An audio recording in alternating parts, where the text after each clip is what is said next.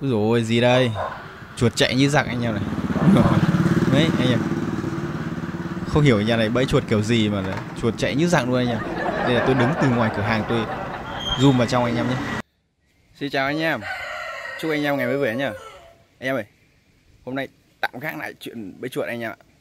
Tôi sẽ dẫn anh em đi đến các cửa hàng của tôi để xem là các khách hàng của tôi người ta bẫy chuột như thế nào nhé anh em nhé. Bởi vì ở cửa hàng tạp hóa có rất nhiều chuột, thì tôi muốn cho anh em thấy là cách bẫy chuột của các cửa hàng của tôi để xem là họ làm như thế nào nhé. Sẽ rất thú vị đây. Ok, let's go. Ok, lên đường thôi. Anh em thấy cánh đồng đẹp không? Phải đến nơi rồi nhá. Đây anh em, đã đến địa bàn.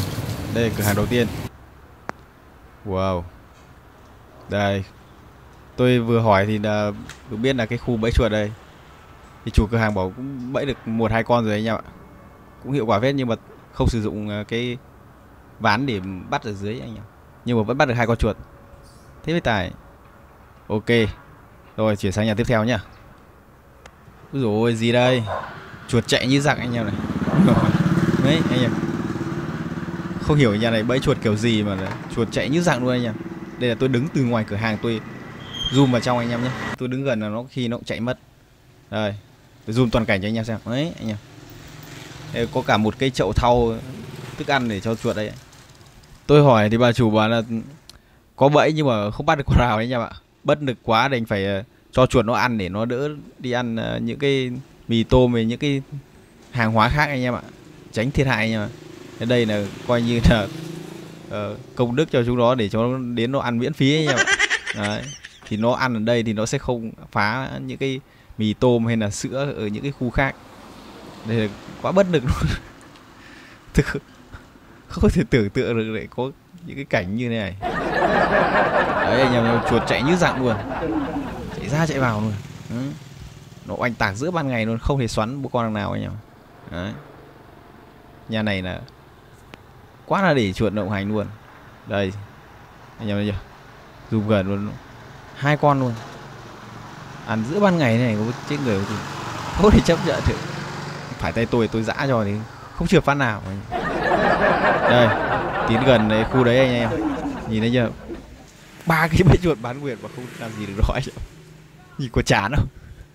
Cả một chậu thau thức ăn thao hồ để cho chuột ăn đấy. 70.000. Nó ăn nó ở quanh đây luôn.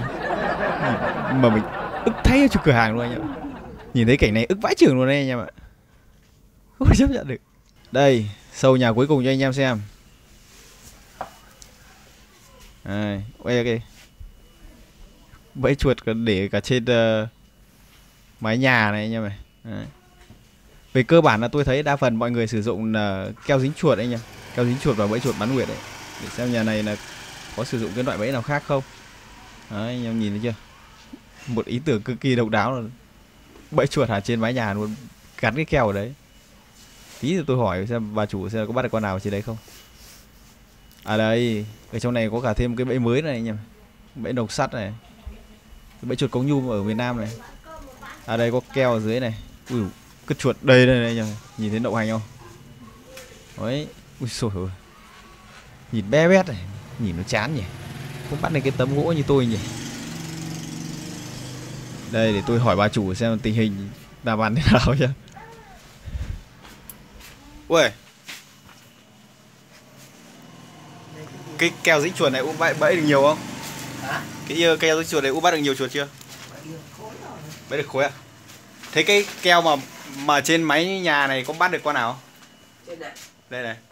Trên mái hả? Vâng. Mái vừa rồi ông mới để lên. À vừa để lên. Chưa bắt được con nào? À. Chú muốn bẫy á hay là bán? Dạ. Có bán á? Không.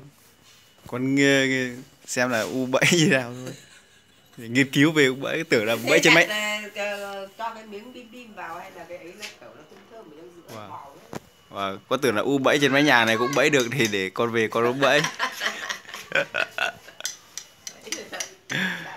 Đấy anh em ạ, như vậy là qua một vài cửa hàng hỏi thăm tình hình chuột bọ thế nào thì tôi thấy là cơ bản là mọi người cũng đa phần là sử dụng cái keo dính chuột. Đa phần là mọi người đều bắt được chuột đấy anh em ạ. Tuy nhiên là cũng chưa sử dụng đúng cách lắm.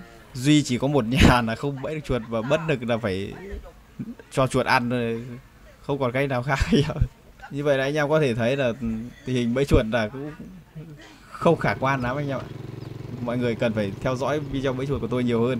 Nếu anh em thấy cái video này của mình hay và ý nghĩa thì anh em hãy chia sẻ cho mọi người nhá. Cảm ơn anh em đã xem hết video của mình nhá.